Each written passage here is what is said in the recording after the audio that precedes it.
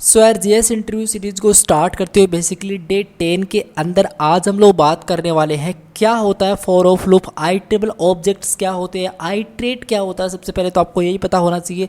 Interview के अंदर आपसे ये चीज़ें पूछी जा सकती है तो आपको इसके बारे में थोड़ा सटीक आंसर पता होना चाहिए, ठीक है। बिना टाइम वेस्ट की चीज़ों को सीखते हैं कि चीज़ें क्या होती है। इस वीडियो के एंड ऑफ एंड आपको पता चल जाएगा कि क्या होता है फॉर ऑफ लूप। लेकिन उससे पहले मैं आपको बता देना चाहता हूँ कि मैंने अभी पिछले वाले वीडियो के अंदर रिसेंटली बात की थी कि यार फॉर इन लूप कितना इंपॉर्टेंट होता है और किस तरीके से हम लोग इस चीज़ का यूज़ करते हैं, तो आपको वो वीडियो भी चेकआउट करना चाहिए। ओके, तो हम लोग सबसे पहले करेंगे क्या, एक नई फाइल बनाएंगे। हम लोग लिखेंगे day10.js नाम से एक सिंपल फाइल बनाएंगे। एक फाइल हम लोगों ने क्रिएट कर ली है और इस फाइल के अंदर हम लोग बात करने वाले हैं फॉर ऑफ लूप क्या होता है। लेकिन उससे पहले मैं आपको बताता हूँ ये जो आइटरेबल ऑब्जेक्ट्स होते हैं ना, इसके साथ हम लोग इसका यूज़ कर सकते हैं, ठीक है। अब ये किस तरीके से कर सकते हैं, सबसे पहले मैं करूँगा क्या, सबसे पहले मैं ऐसा करूँगा, एक एरे बनाऊँगा। मैं लिखूँगा कॉस्ट नेम्स, ठीक है, इक्वल्स टू, इसके अंदर इस तरीके से मैं जल्दी से एक एरे कर लेता हूँ।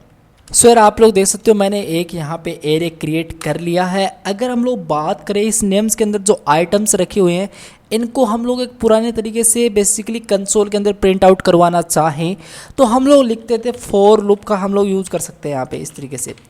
और मैं इस तरीके से फॉर लूप का यूज़ करके मैं क्या कर सकता हूँ, कंट्रोल डी कर सकता हूँ। यहाँ पे मुझे सिंटेक्स इसने प्रिंट आउट कर दिया मेरे वीएस कोड ने। और इसके अंदर मैं लिख दूंगा नेम्स के अंदर जो मेरा इंडेक्स है ये सभी को क्लियर है। एक चीज़ क्या है, let index equals to 0, index names dot length, index plus plus कर दो, एलिमेंट्स क्या है ये सारी चीज़ें आपको पता है यार, ठीक है।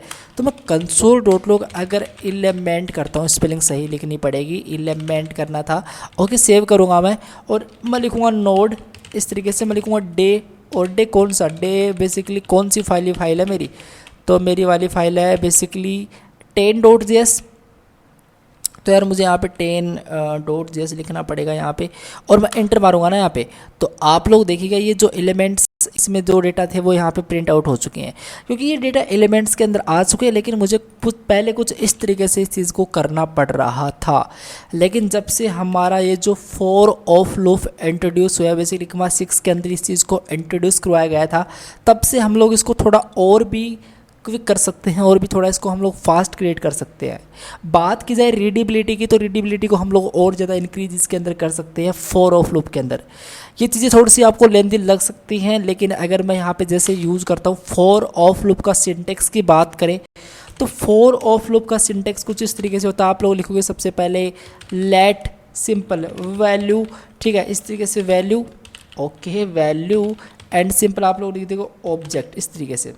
अब ऑब्जेक्ट क्या होगा, वो ऑब्जेक्ट आपका जो ऑब्जेक्ट है वो ऑब्जेक्ट मतलब आपका जो नेम्स है वो एक ऑब्जेक्ट है, ठीक है। और जो भी कोड होगा वो सिंपल आप लोग इस ब्रैकेट्स के अंदर डाल दोगे। लेकिन ऑब्जेक्ट मेरा क्या है, ऑब्जेक्ट मेरा नेम्स है, तो इसको मैं यहाँ से हटा के लिख दूंगा सिंपली नेम्स, ठीक है। और मैं यहाँ पे लिख दूंगा console dot log simple value, बस। अब देखो ये बेसिकली कहने का सिंपल सा मतलब ये है कि ये एक ही लाइन है, ये एक ही लाइन है, कुछ है ही नहीं।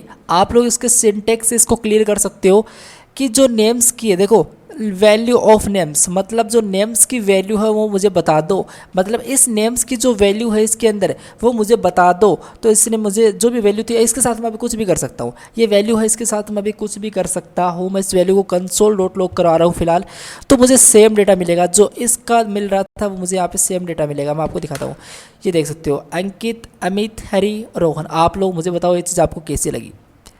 जहाँ पे इतना कुछ कर रहे थे हम लोग इसको इस तरीके से भी इस चीज़ को कर सकते हैं। अभी ये बेसिकली आइट्रेट क्या होता है इसके अंदर, आइट्रेट का मतलब होता है कि यार जो हमारा एरे होता है उसके अंदर जो आइटम्स होते हैं उनको हमको प्रिंट आउट करना था। मतलब पहले ये होगा फिर ये होगा, मतलब इस तरीके से है ना, मतलब एक के बाद में एक के बाद में एक, इस तरीके से। तो हम लोग इसको बोलते हैं आइट्रेट। और बेसिकली ये जो हमारा फॉर ऑफ लूप होता है इसका हम लोग यूज़ करते हैं आइट्रेबल ऑब्जेक्ट्स के साथ।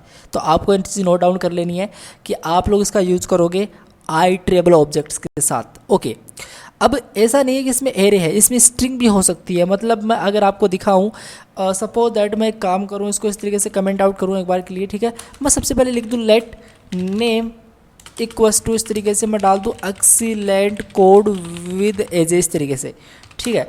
और मैं अभी क्या करूं, अभी मैं लिखूं ये जो मेरा फोर ऑफ लूप वाला सिंटेक्स है इसको मैं इस तरीके से प्रिंट आउट करूँ। ये देखो सिंटेक्स ने मुझे दे दिया आइट्रेटर की जगह मैं कुछ भी डाल सकता हूँ। मैं यहाँ पे डाल सकता हूँ सिंपली वैल, इस तरीके से मतलब वैल्यू, और ये ऑब्जेक्ट के अंदर मैं डाल सकता हूँ ये जो मैंने अभी रिसेंटली यहाँ पे नेम लिखा है इसको, तो मैं नेम डाल दूंगा ना। मैं चाहूँगा कि वैल ऑफ नेम की वैल्यू क्या है, एक्सीलेंट कोड भी दीजिए है, तो हर एक करेक्टर ये आइट्रेट करके मुझे प्रिंट आउट कर देगा। अगर मैं console.log यहाँ पे वैल सेट करता हूँ, सेव करता हूँ मैं, और यहाँ पे इस वाली फाइल को मैं रन करता हूँ, 3 2 1 ये देख सकते हो। इसको थोड़ा सा इस तरीके से करके दिखाते हैं, ये देख सकते हो यहाँ पे XEXC, ये देखो जो भी एक्सीलेंट कोड भी जो मैंने लिखा था वो देखो यहाँ पे इसने प्रॉपरली यहाँ पे प्रिंट आउट कर दिया। तो ये चीज़ आपको कैसे लगी? सो यार आज के लिए इतना ही। होप कि आपको ये जो आपका फॉर ऑफ लूप है ये क्लियर हो गया होगा। अगर नहीं हुआ है इसके रिगार्डिंग फिर भी कोई क्वेरी है तो आप लोग मुझे कमेंट करना। सेकंड वीडियो में हम लोग बात करेंगे कि दोनों के अंदर क्या डिफरेंस होता है और फॉर इन कब यूज़ करना चाहिए, फॉर ऑफ लूप कब यूज़ करना चाहिए, दोनों के अंदर क्या डिफरेंस होता है। तो सेकेंड वीडियो के अंदर हम लोग इस पर बात करने वाले हैं। सो यार फाइनली आज के लिए इतना ही। आप लोग keep learning and keep explore करते रहो। Thank you.